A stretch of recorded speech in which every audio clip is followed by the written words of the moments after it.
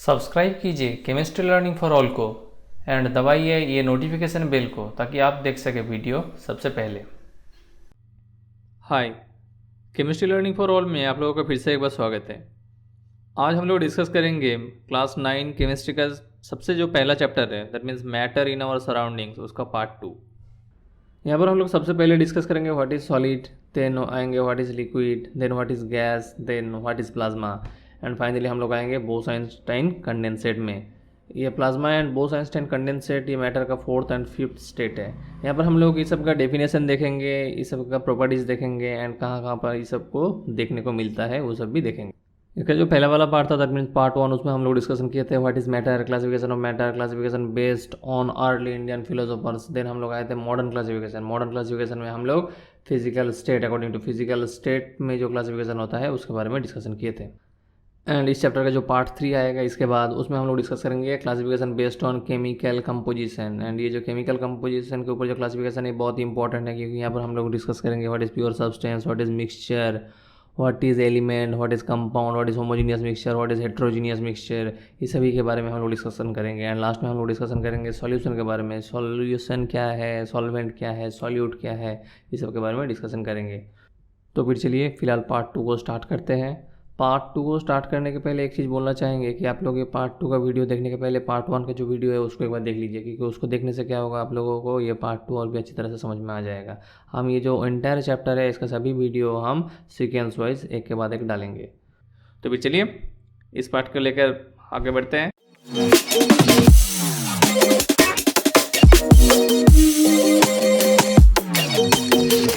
अगर आप लोग इस चैनल को अभी तक सब्सक्राइब नहीं किए हैं तो अपने ब्राउज़र में यूट्यूब खोलिए and chemistry learning for all search करके इस चैनल पे आइए।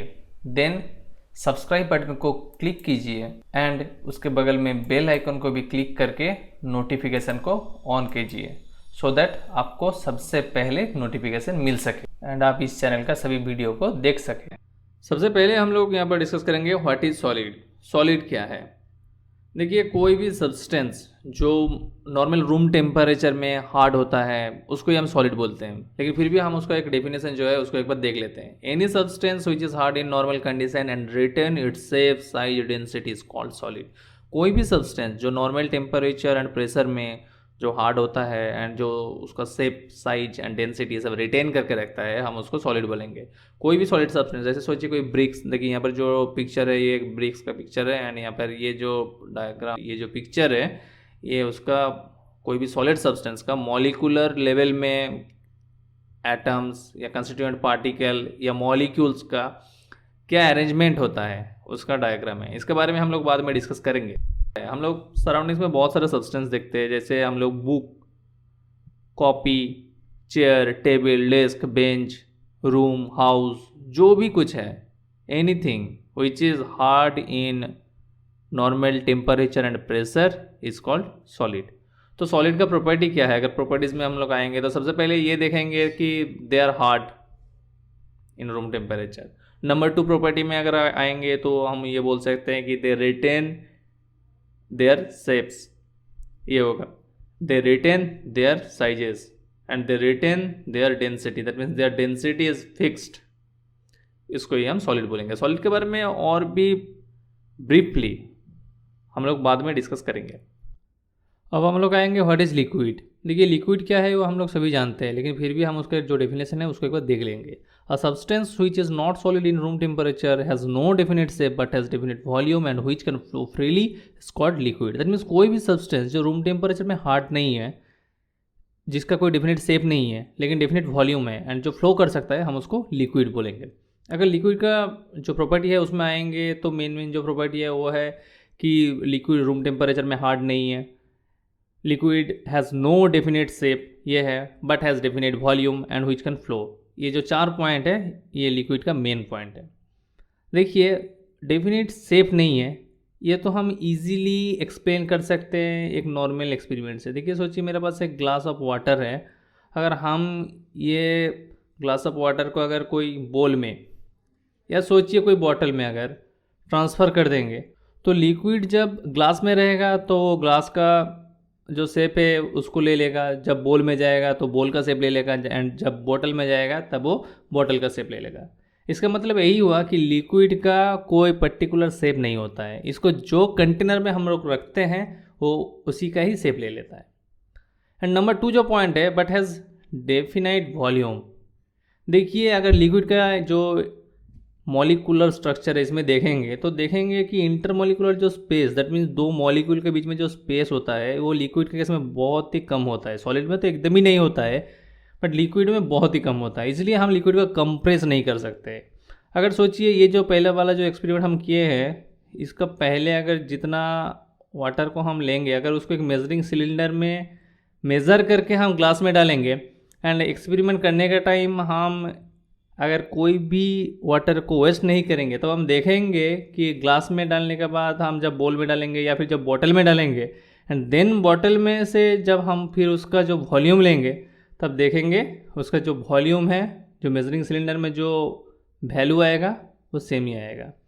इसका मतलब ये हुआ कि हम लिक्विड के जब भी कोई भी कंटेनर में जब डालेंगे तब वो कंटेनर का शेप ले लेगा, लेकिन वो उसका जो वॉल्यूम है वो लॉस नहीं करेगा।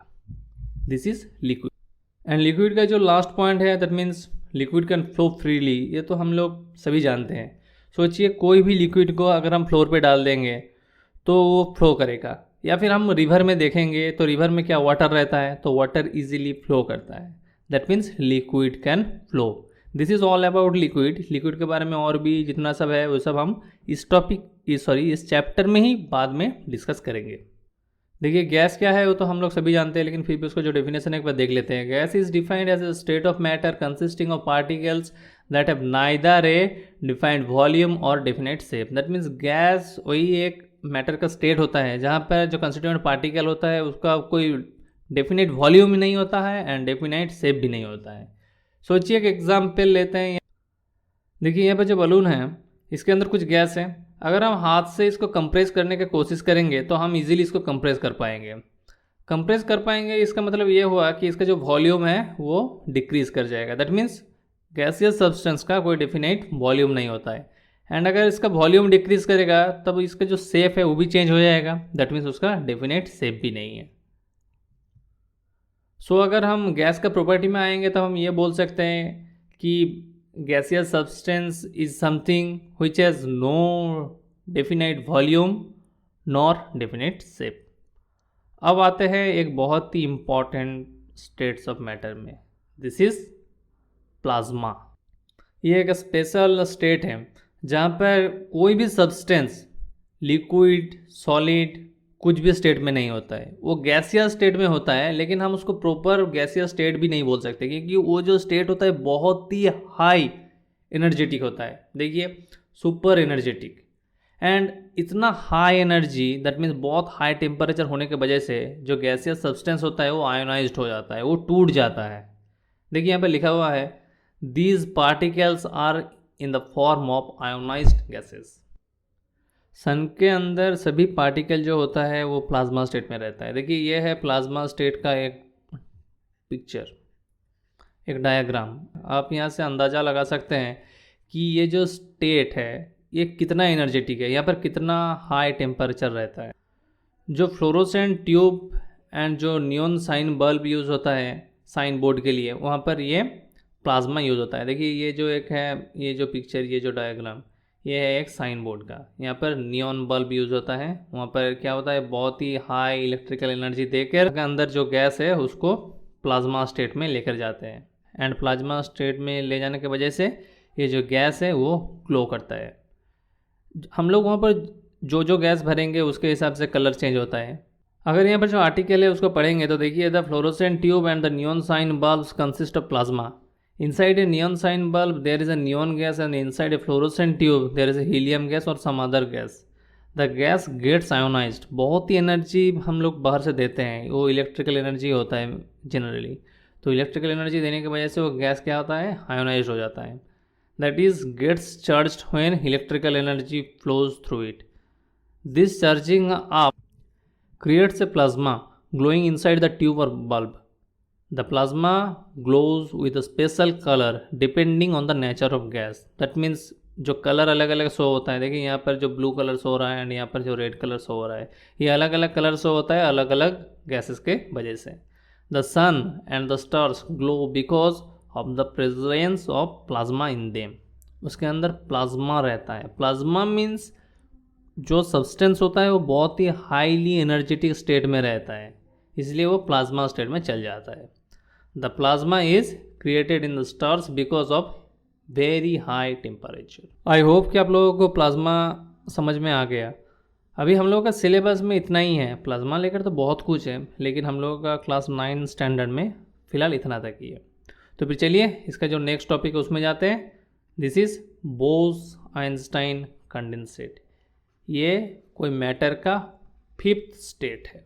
इस स्टेट को 1920 में इंडियन फिजिसिस्ट सत्येंद्रनाथ बोस ने सबसे पहले कैलकुलेशन किया था। Then Albert Einstein, the greatest scientist of the world, predict किया था कि ऐसा भी एक स्टेट हो सकता है, and which is known as Bose Einstein condensate. कोई भी सब्सटेंस को जब हम एक्सट्रीमली लो टेम्परेचर में लेकर जाएंगे, दैट मीन्स एक्सट्रीम उसको कूल करेंगे, तभी Bose Einstein condensate, that means BEC, ये जो स्टेट है ये अचीव होता है। देखिए यहाँ पर लिखा हुआ है the BEC is formed by cooling a gas of extremely low density about 100,000 the density of normal air to super low temperature. तो ये जो स्टेट है ये सुपर लो टेम्परेचर स्टेट है, एंड इसका पहले जो स्टेट हम लोग पढ़े थे दैट मीन्स प्लाज्मा स्टेट, ये है super high temperature state, and this is super low temperature state. I hope कि आपको ये समझ में आ गया। इस चैप्टर का जो बाकी रिमेनिंग जो सब टॉपिक्स है उसको हम इसका नेक्स्ट जो पार्ट आएगा उसमें लेकर आएंगे। अगर आपको मेरा ये वीडियो अच्छा लगा तो मेरा चैनल को ज़रूर सब्सक्राइब कीजिएगा, मेरा वीडियो को लाइक कीजिए, कमेंट कीजिए एंड शेयर कीजिए। तो फिर चलिए मिलते हैं नेक्स्ट पार्ट में, तब तक के लिए टाटा एंड बाय।